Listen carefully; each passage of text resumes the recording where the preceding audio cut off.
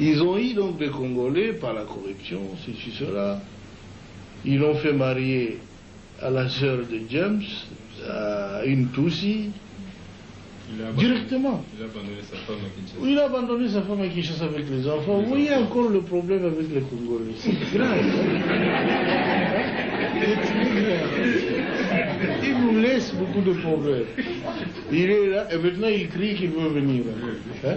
Bon, le voilà devenu un chef de guerre de la rébellion. Et ils sont allés ramasser tous les autres rebus que vous connaissez. Les Tambo Mwamba, les Zaïdi Ngoma, l'autre là, Lunda Boululu, Wamba Diawamba. Et vraiment une kermesse de gens, en tout cas, corrompus et inutiles. Pardon, le Bizi Makara, qui était mon ministre des Affaires étrangères, que je croyais congolais. Et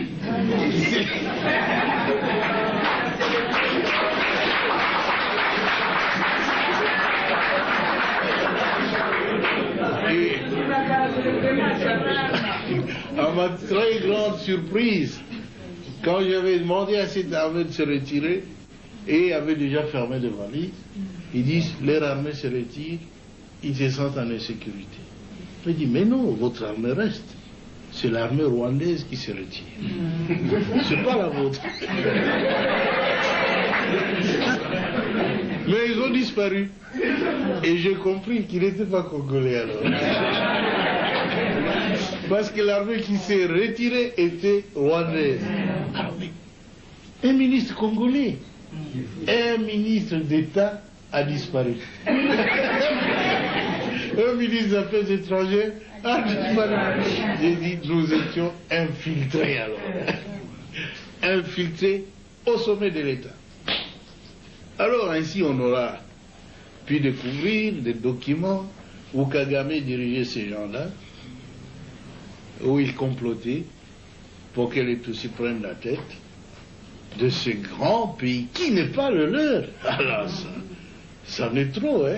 Ce pays ne leur appartient pas. Ils veulent en prendre la tête. Quoi? Mais c'est pas possible, ça a été très grave. On a vu tout ça, si seulement on l'avait su avant, ça aurait été bien. Mais le conflit a éclaté après. Ils tentent le conflit, ceux qui n'ont pas pu réussir avec le coup d'État, qui avait échoué le 2 août. Et maintenant, je le vois en train d'échouer encore. Notre peuple se défend. Je suis très heureux que vous tous ayez pris conscience de la gravité de la situation pour nous mettre tous ensemble, tous les partis politiques confondus, chez nous. Tous les Congolais se sont mis ensemble derrière le gouvernement. Ils m'ont soutenu, je dois l'avouer très sincèrement. Et je ne sais même pas ce que je ferai pour les rendre.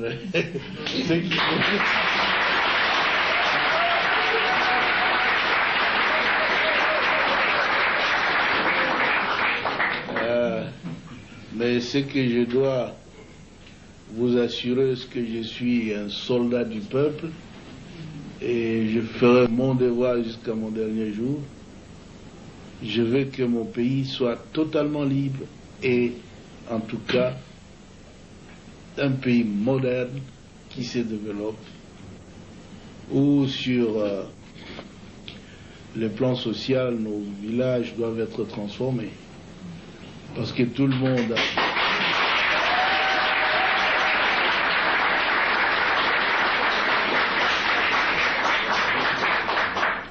beaucoup de nos élites, beaucoup d'intellectuels, beaucoup de citadins, de gens de ville qui sont habitués à la vie, ont peur de rentrer dans nos villages. C'est parce qu'il n'y a pas de vie là-bas. Nous étions donc engagés dans un programme de reconstruction qui a commencé à porter fruit. Et tout cela sans assistance extérieure. Parce que les habitudes politiques en Afrique, c'est qu'on doit attendre de l'aide de la France, des États-Unis, de l'Union européenne, de la, de la Banque mondiale, de ceci, cela. Mais nous avons dit, depuis quand nous luttions, longtemps, nous disions que notre lutte, c'est la lutte de l'intelligence contre la force brute. La force brute,